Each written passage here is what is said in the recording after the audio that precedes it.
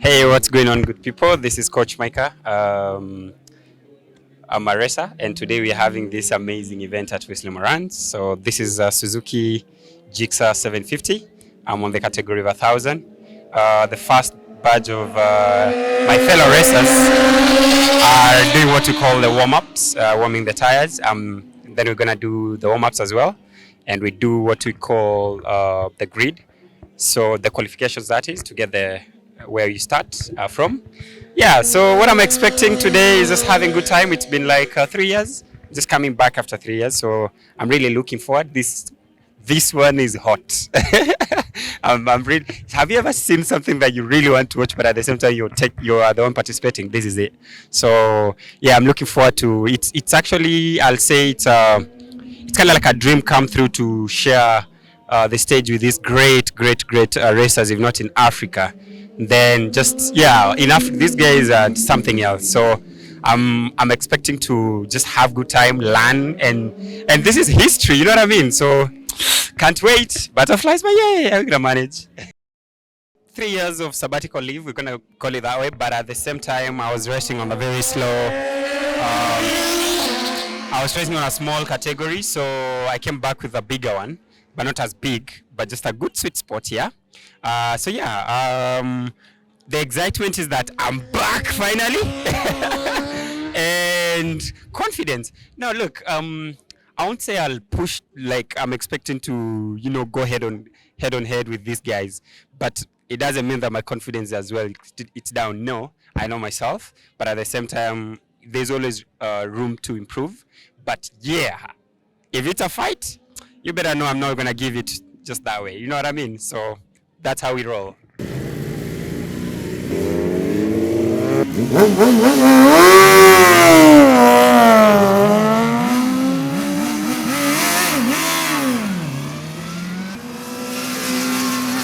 Welcome to Sports Eye Motorsport. Of course, today we are coming straight out of Wesley Moran, and today I'm being joined by the one and only Micah, Coach Micah in the building. Micah, how are you? I'm doing good. How are you doing? I'm good. Welcome to Sports Eye Sports for the very first time. Yes. I know there's some people watching you, they don't know who is Coach Micah. Unajua mimi nakujua. Ila to somebody watching you for the very first time, he or she doesn't know you. Hajawahi kusikia. Please, tuambie, who is Coach Micah? Thank you. Coach Micah is a motorcycle trainer. I've been riding since 2009. 2009? Yeah, just the other day. The other day? How many years down the line? That's close to teacher Mats. Apo me win. All right. Yes. Started training in late 2015.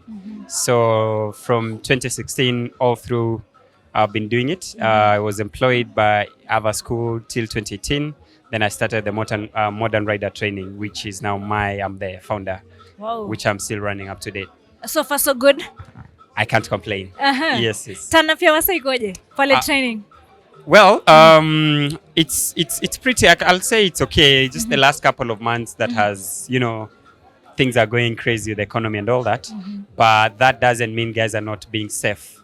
They're still reaching out, but just I think the cash is what is a bit of a challenge. But the leads, for me, it's all about the leads before conversions. Yeah, so the leads are there.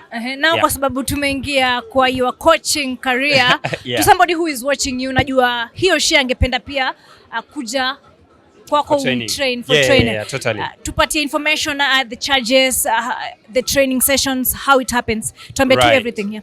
So initially we've changed a couple of things. Recently, about probably close to 4 weeks now, I flew down to South Africa to advance my instructor's license. Wow! Which was, congratulations. Thank you.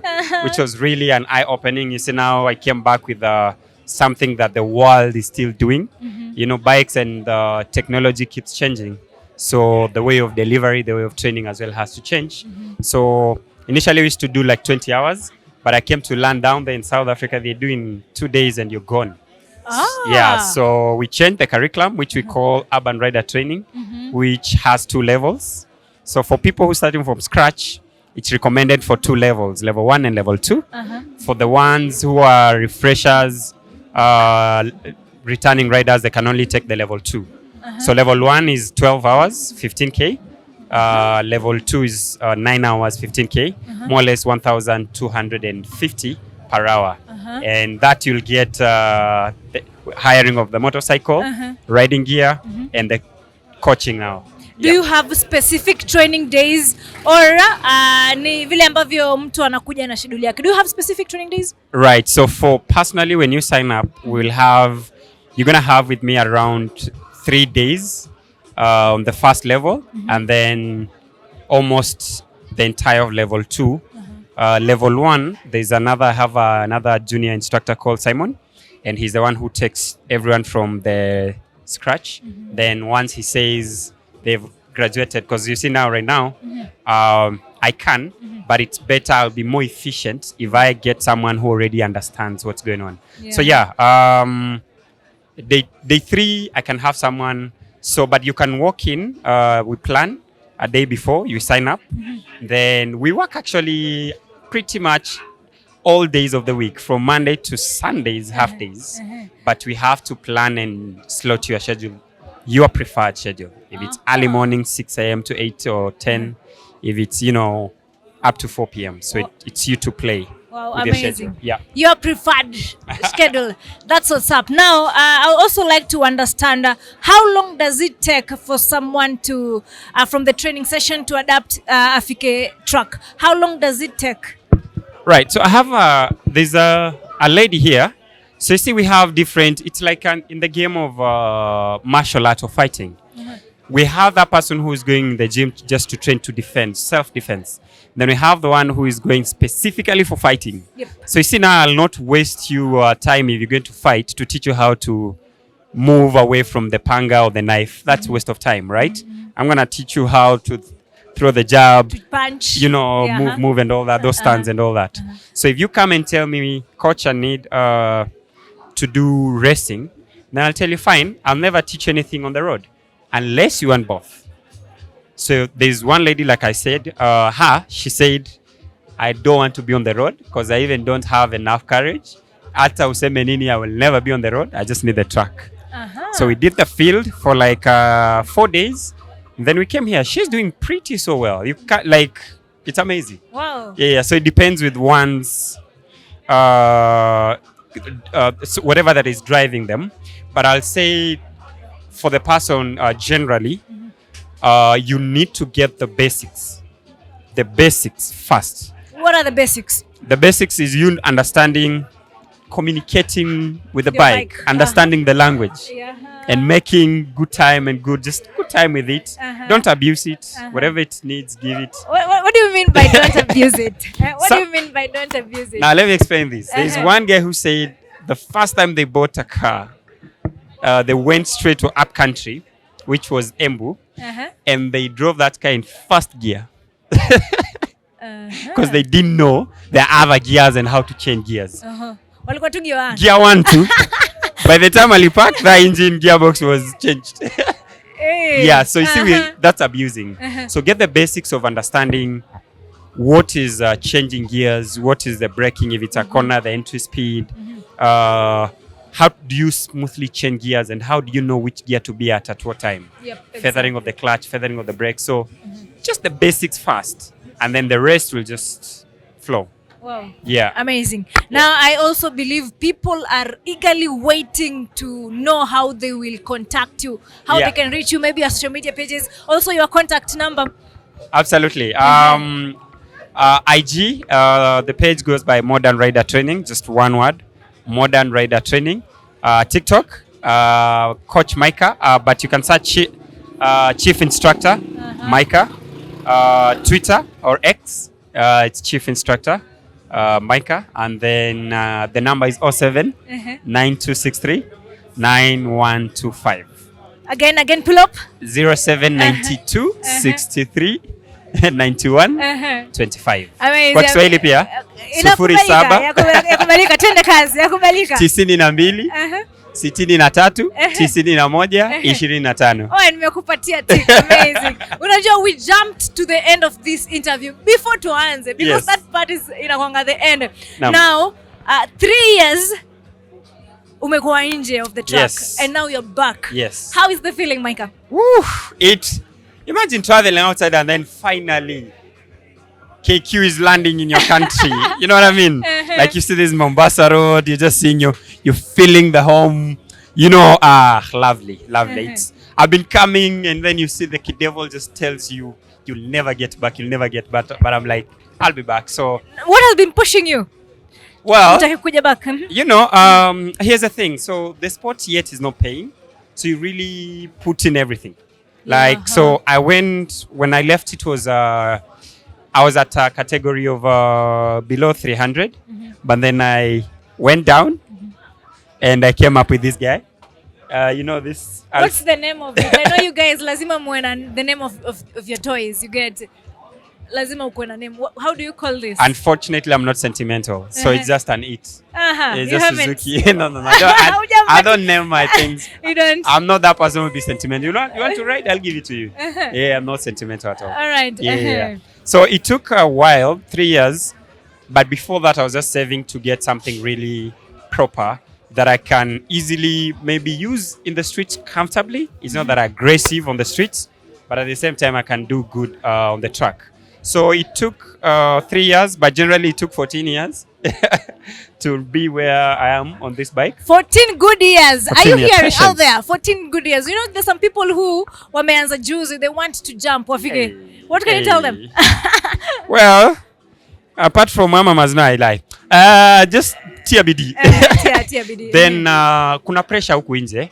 You know, like you look at me like, hey, this guy, ulitoa wapi pesa? 14 years is not a joke.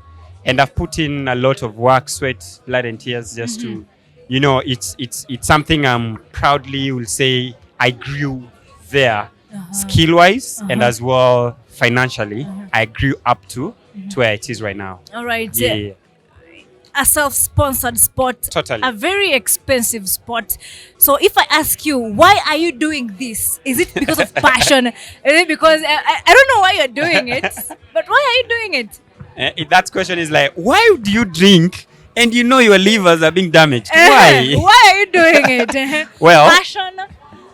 I'll tell you for sure, just to use an example of my trip down to SA. That one took me around 4 years saving for that. 4 years wanting to go abroad or just outside to get the international standards of training. So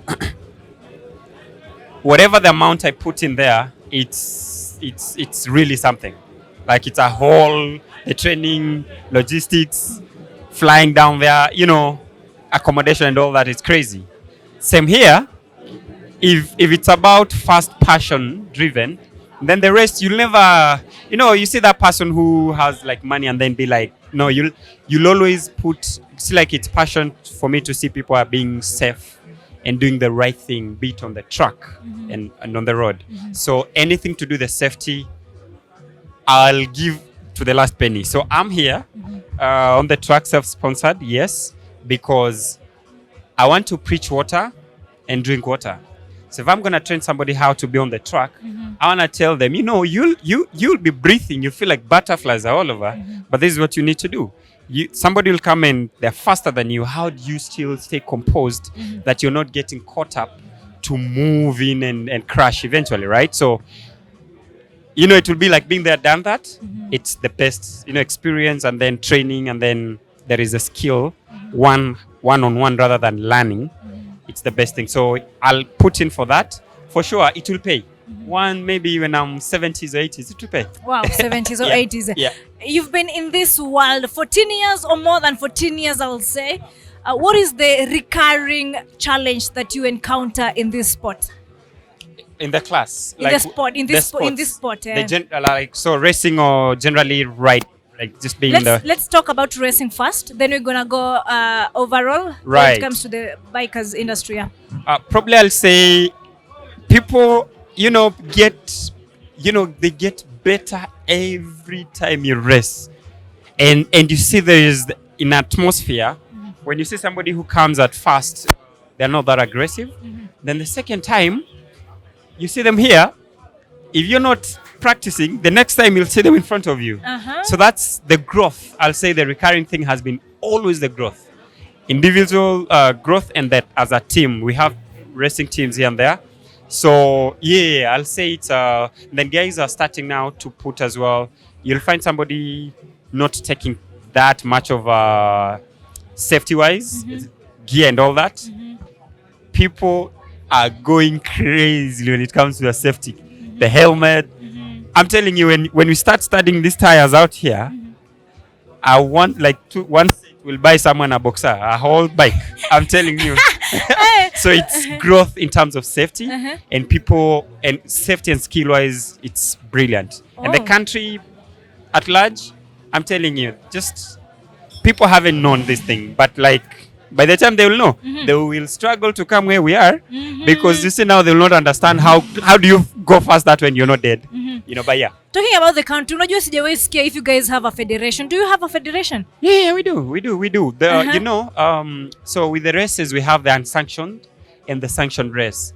So sanctioned is the one that the KMSF, Kenya Motorcycles Federation Sports, is it? That is aware. Then, as you can see, we have an ambulance right there. Yep. So the race will never start if the ambulance is not on site. Then we have each and every racer you have to go through medical. Bikes have to go through scrutineering. Before you go on the truck. Oh yeah. You just don't walk in. So it's a federation. If you're working on the levels of federation, then people have to sign everything that is in line and international standards. Wow. Yeah. Amazing. Yeah. You've talked about the growth in Afkiri. You've talked about the transition in your time. What is the current state? As the nataka uonge in a perspective of the coach. Right. The state of this sport in Kenya. Tell me, how is the men's to women's ratio? I know wanawake wako wachache. So what is the state of this sport in the country right now? Good. So what I'll say, what kills on the other side of the ladies or women is, you know, this is self-sponsored. Yep. And I'm not saying you guys, because you guys have money than us, right? Who said that? Amen. Thank you. No, look Hallelujah. At you. No, come on. I've known you for a while, so you need to be here, by the way. Amen. So next time you're gonna see me here, yeah. So I'll say probably, you know, ladies, before they jump in water, you guys reason and you need facts and you need proof beyond. Men were stupid, equally stupid. Micah is doing so. Huyu mwenye niliona juzi huyu. Wacha mimi niingie. You know, and then that's how you get yourself into it. So I'll say with ladies, I think they take a little bit of time to get in, but so far 2017 we had I think 2-3 ladies, and then life happened. You wanna say akina Mina Riv? Man, Mina, she was good. Mina was a bad thing, you know. Then we had Chicks. We had there's Nina. Where did Chicks go? I think life happened. People grow. Yeah, and sure. I think they, you know, peer work and all that. Yeah, exactly. Who else? So right now we had June. I don't know. She's around. I don't know why she's not getting on. But now we have a new kid on the block. She's called Join Katha. Join Katha actually started. I'm who trained her from scratch. So then she pole. You know, you can imagine as a trainer how it feels to see your, you know. So there's Joy. There's this one here behind the camera. She's called Nancy. Thank God I've remembered your name. So Nancy is coming to be on the track next year. That one I'm going to push her, and she's going to be that on the track. Wow. Right. So they will be coming. Uniambie hivyo Mika. Sasa wewe hii pesa tu sijui na nunua tu magari sijui nini. Majip tu ndo tunaona na kina nani. Come on man. Come this side as well. But yes. Takuja, amazing. Now, I want to talk to ladies watching you right now. Right. What message can you send them? Ladies, don't talk to the guys. Listen, talk to the ladies. Listen, it's very easy. Those days of usipande miti fence, usiendeshe baiskeli, usiruke sijui nini, hizo ziliisha. They're long gone. Sijui bike, these are manly. Listen, if that guy thinks that when you start riding you'll become, then just give him, pay for his classes as well, just to come and start riding, right? So he'll understand. So don't don't get caught up with it's mainly manly thing. It's not. Just, it's prove them wrong. I'll put it that way. And it's the beautiful thing you'll ever do as a lady. You guys get away with a lot of things. Do I give you one? Jamani, tuambie moja.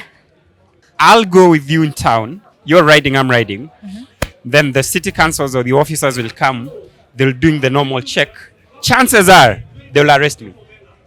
I have everything, but chances are we'll have that kusumbuana. But the ladies, yeah, you're a woman. What? You're riding a bike. It's You're riding amazing. a bike, you're not afraid and all that, and then that thing of Niko kwa helmet. Nafanyaje hivyo Maika? Niko kwa helmet. How am I gonna do this? There's always, and then there's that power. There's girl child power. Smile too, and the cop is like, "Can I have your number?" Amazing. Now umeguzia to this story of Kanjoze. So far so good. How is the state? I remember the last time we were talking, kulikuwa na hiyo issue ya you guys cannot go to town with Access bikes. town and all that. So right now, how is the state right now? So, as well, apart from being a trainer and chief instructor of modern rider, we have what we call PBAC, Private Bikers Association of Kenya. Yep. And I was elected. I'm on the docket of training, and PBAC has really done amazing stuff. We had an MOU with the City Council. We had an MOU with the NTSA, the National Transport Safety Authority. We right now you just need we have a sticker. If you're a member of Private Bikers Association of Kenya, it's an umbrella of all private bikers in Kenya. All private bikers. So you just need to show that sticker, and you can access anywhere in town, provided it's you have everything, that reflectors, you have helmet, you're not riding on the pavement, you're good to go. So as well, even if you're a member, you're doing boda things. I'm not saying like, but some bodas are really great. Others is something else. So if you're behaving like a rogue one, then I'll even support you to them to arrest you for sure. But Wow. yeah, we can access. Sahii mnaingia tao. How is the feeling about you guys not being allowed expressway? I will. Do you think it's fair? It is in the meantime. Being a Kenyan, and I'm speaking from as a Kenyan. We have tuko na kasumba, but at the same time, I will say for the lawmakers, they need to sit down with the stakeholders, more or less like us, PBAC. It's easy for us to come up with a very good, doable plan. If I'm gonna have, as a rider, I'm riding on expressway, for instance, and I have somebody who is doing 20 kph. Come on, it's unfair. So based on that, it's fair. But if we can say, look, bikes from, let's say, for instance, 400cc and above to 1,000 and above can be allowed on the expressway, follow the rules, and keep up with the flow of the traffic, hands down. Below bikes, just pole, lakini, you're not allowed. It happens even in Uganda, and there's somewhere whereas you're not allowed if you have a bike below 400cc. So it's something can be done, but in the meantime, I'm okay. Let it be the way it is. Then we'll approach it. I'm pretty. We Kenyans, we know how to find a way. Wow. We're gonna be there. Exactly. Yeah. All right, amazing. Thank you so much. Thank you All so right, much. everything that has a beginning must have an ending. Mimi, Asha, let me release you. Umetoka Thank track you. sahi. Go take a rest. Drink some energy drink, kama some good water. Yep. Tupatana next time au sio? Sure. Tupatana hapa hivi. Thank you so Now much. remember, everything that has a beginning must have an ending. Waswahili husema kila kinachokuwa na mwanzo lazima kiwe na mwisho. Kama kawaida, mieni binti mkali wa hizi kazi ni Terix. This is Sports Eye Motorsport. Remember, this is the home of sports highlights, match interviews, premium sport content. Until next time, stay tuned.